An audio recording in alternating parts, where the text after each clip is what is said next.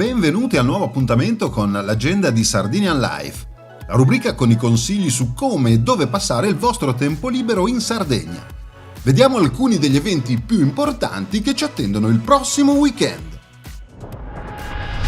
Iniziamo da Gairo il 18 agosto, Sagra della Pecora. Cena con alcuni dei piatti della tradizione a base di pecora e poi tanto divertimento con musica popolare e DJ set.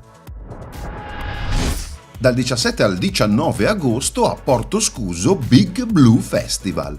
Il mare è il grande protagonista in questo evento ricco di appuntamenti tra convegni, laboratori e mostre fotografiche. Sulla pagina Facebook Big Blue Festival è possibile scaricare il programma completo.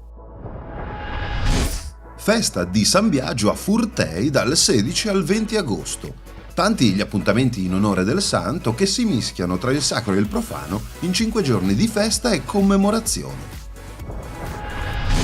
Sabato 18 agosto a Vallermosa, Sagra della Pasta Fresca. Si parte col fare la pasta nei laboratori per adulti e bambini, poi tutti a cena con i piatti della tradizione e tanta musica.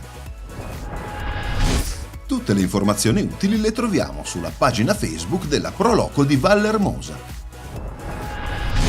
A Trinità d'Agultu, dal 16 al 18 agosto, Festa della Birra Trinitaiese. 22esima edizione per questo appuntamento con la birra che ogni anno si ripete sempre più ricco di eventi collaterali tra esibizioni di gruppi folk e tanta musica.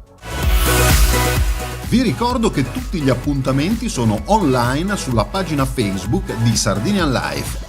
Se invece volete segnalare o promuovere il vostro evento in questa agenda, inviate una mail a info@sardinianlife.it.